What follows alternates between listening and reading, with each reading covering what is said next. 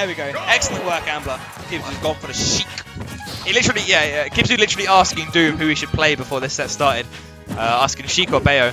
Surprised to not see any Cloud come out from Kibzu today. I've actually always felt from playing it that, oh wow, are we going to see Sheik combos? Smashville? Oh, okay. Good DI coming out from Khanage. Yeah. Dragged along. I've always felt that Kibzu's Cloud is actually his strongest character. But I suppose if he wants to put some more focus on his Sheik and Bayo, completely understandable. He's here in top 4 of that BlastZone, so we might question the man's decisions. This platform right now really got it out for Khanage. Swooping in the most inopportune times for Kibzu to get one of those crazy early horizontal kills off the side. Very iffy spacing on that back air as Kibzu is able to pretty easily punish out shield with the neutral air. How do you feel about the Sheik Peach matchup? I'm not too educated on it myself. Sheik Peach has ways to kind of dance around Sheik's offense. She has the potential to live really late as well because, you know, she's the percent range for those kind of confirms off of the forward tilt. The ranges aren't all that large because she's so floaty. Oh, needles bouncing fish. The first time we've seen Kibzu pull that off, and akin to earlier, not really using the. Oh, jeez. Never mind. No rage. I now crown you dead. I was actually going to mention that before. That is something about Peach in this matchup. Her explosive kill power with that forward air. Oh, but these combos from Kibzu. Oh, waiting out the air dodge. Beautiful. And he waits out another one.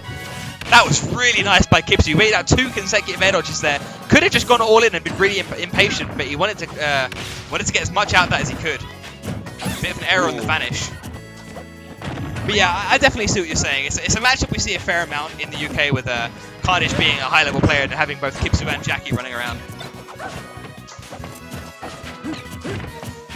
Well, I really liking Kibzu's play right here, but as I was going to mention earlier, yeah, not really using needles in true neutral at all. Just kind of charging them fully when it gets a chance and keeping them there as a backup, like a kill plan, you know? Yeah.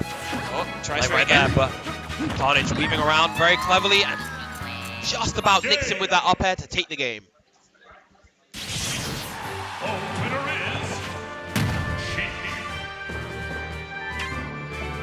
Kibzu taking game 1.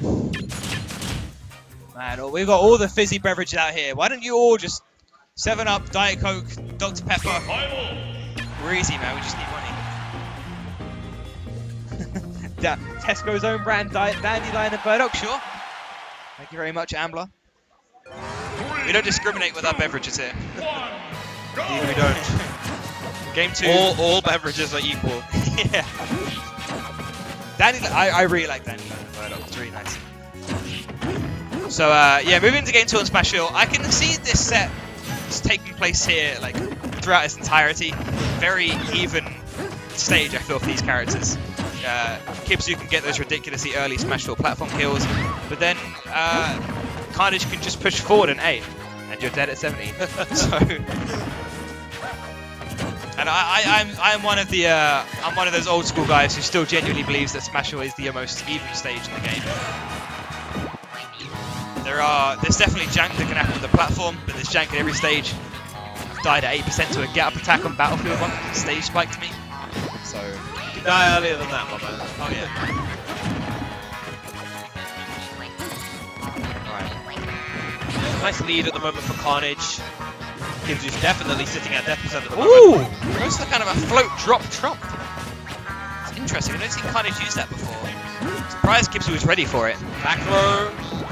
Good Yeah. this time. That booty bop has a lot of knockback behind it. Won't be too long before it becomes a viable kill option, but he's going to try and that read was his close. tech. Yeah. Forward throw into the up air, not quite. That's another thing about Sheik on the Smashville platform. So she grabs you. So many of her setups that are DI mix-ups can be kind of More real.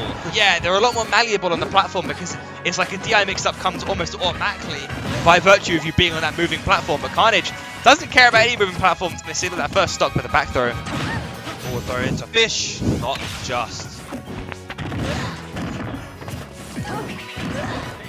Floaty there, gonna read the tech get up. Wasn't quite in position there. Could actually capitalize that a bit further. Scary, scary stuff from Khanage. Peach's parasol. The way Khanage works with Peach parasol is a work of art. You cannot hit that man. You think you can. You should be able to. You can't. You're not hitting Khanage from that parasol. Oh! I doubt that was intentional, but it kind of looked like a bait in the way that Khanage threw the turn it up, let Kibzu catch it, and then punished him for catching it. Forward air of Sheik coming close to killing now. Both characters definitely sitting at death percent. This is a very scary situation for Kibzu in particular. He needs to find a way to seal this stock so that he can start racking up damage again and really get back into the game. Jab down forward tilt, not enough. Ooh. But the forward air, almost enough. And going for those jab mix-ups on Peach is kind of a bit dicey because she can just nair out quite a lot of situations like that. Got a decent combo breaker nair. The dash attack, but good DI on that, thanks to the fact that he was retreating. Oh, back air. There you go, 1-1. Strong two-stock coming out from Khanage.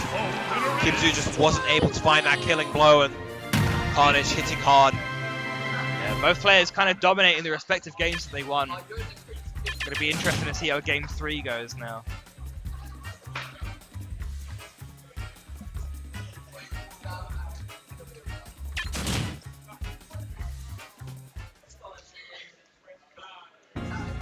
See top GM Lucretio in Twitch chat talking about how Rage makes Smash feel dumb. So we're seeing a switch to Bayonetta coming out for Rage does make Kibzu. Moving into Dreamland here. Yeah, switching off to the Bayonetta, okay. So Khanage, much like almost everyone from England, eliminated from Syndicate by Bayonetta.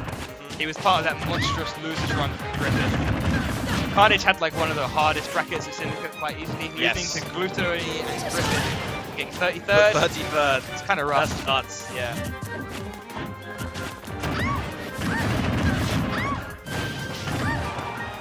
But Kibzu's Bayo looking very nice at the moment. Yeah, off to a roaring start, just kicking Peach's face right out of that float. Lead control almost gets that up smash. Yeah.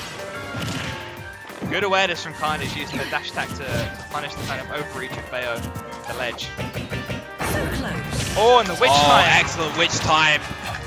Sees Taunting. Khanage overexert that pressure.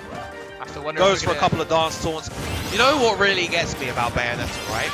Why could she cancel her taunts? She's already a super low commitment character as it is. You don't even have to complete the taunts. She should at least be. She has a move that slows you down. Right? Yeah. So you could get a free taunt, and yet they made her taunts cancelable. Yeah. That's nuts. That is a good point. I didn't think about that. Oh, I think unintentionally getting a footstool at that witch time. I've always thought, can you imagine what it'd be like if their smash attack cancelling was a mechanic in this game? You could charge a smash attack and then just stop charging it. But imagine the mind games, right? Like, it'd be crazy. That'd be broken, dude. I think we all are convinced we'd be broken. But then we get into the meta and be like, oh no, we're still in the same place. Oh, Khanage trying to stomp his feet down and Kibzu to get back on the stage. But again, that huge hitbox or witch twist, like Doom said earlier, almost uncontestable in most scenarios. He's going to get the grab though. Ooh. Just choosing to pummel as much as he can. Get that damage on. Any strong hit will kill now, but he has to be scared. He has to be wary of witch time, especially if Kibzu goes up to the top platform. And up smash will kill from there. Ooh. Doesn't quite get the back air on that roll read. There's one thing I know about Khanage. Back row definitely. He got a back row, there we go. that kill. There's another thing I know about Khanage. He's not a big fan of Bayonetta. Straight, being a Peach main, it's usually an act of discretion. But Khanage, not going to fall into the tropes of modern Smash 4 players. Not a big fan Peach of all Bayonetta. the way. He is her tried and true. The original waifu. Okay, bit of an iffy witch time there from Kibzu. Didn't really need to commit to such a thing. Could have just continued to throw back airs. I think because he kept throwing those back airs, he was expecting Khanage to try and whiff punish with that dash attack. Yes, that's a very good point. Call out that jump. That's why he went for that witch time. And of course, if he landed it, it would have been the game. Yeah, absolutely. Khanage slowly but surely finding himself back into this game, but it's so hard to avoid some Bayo's kill moves. What I will say, if there's one thing that makes Bayo fighting Bayo slightly easier, is how much her kill confirms dissipate at a higher percent. Yeah. Slightly akin to Sheik, but then she still has that devastating back air and the neutral air which she can use to cover the ledge. And Kibzu goes up 2-1. With the Bayonetta. Bayonetta. Currently discussing stages, trying to remember how it's going to work with DSR in place.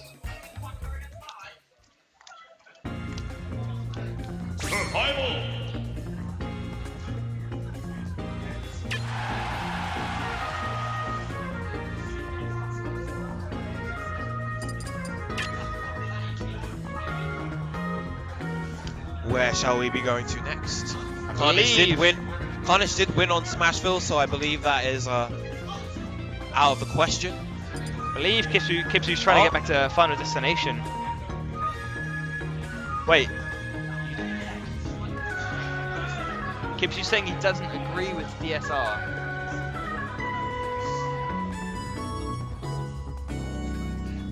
Well, we shall see. okay. We shall see where these two gentlemen go to soon enough. Khanage postulating his stage choice, going for the battlefield pick. Okay, Game going to 4. battlefield. Kibzu 2-1 up versus Khanage. So this is generally a pretty good stage for Pete, from what I understand. But what I mentioned earlier, Bayo being so hard to approach on platforms. We were just on a tri-plat in this game that Khanage lost. What was Kibzu even going for? That was crazy. Wu is right. What is happening? Is Kibzu about to get his kill? 83% in less than 20 seconds, man. That is the insane Oh, and the damage F output. smash. Bayonetta. Oh, and he's dancing on her. Yeah. Laying down his He went for the moves. full dance too. They need to cancel that taunt. Oh, I love Khanage waiting out the witch time there, though. That's an excellent Oh, play. and the Stitch Face is in hand. Throws it away. I think that could have been a misinput. I'm not sure. Kibzu looked primed to be Stitch Faced, but Khanage perhaps deciding or accidentally inputting otherwise. Back air. Very Super nice. stock. Dancing it again with a turnip growing right next to them. Some kind of rain dance to make our crops grow. Khanage going to sneak that back air in. Gets him with the turnip. Oh, and then he got another one as well.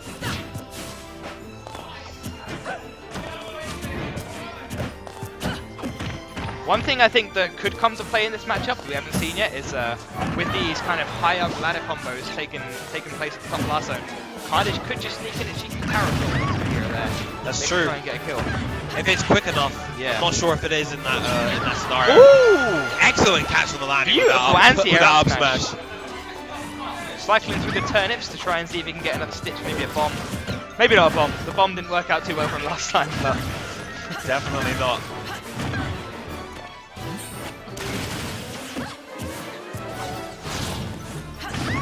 bit of an overcommitment from Kibzu, but Khanage, I think he was trying to drop down from that platform there, but didn't quite get the input correctly. Kibzu's pressure has been so powerful this game, and that will be the set. 3-1 to Kibzu. Moving on to losers finals, where he will be fighting off against Peli. There is Pele.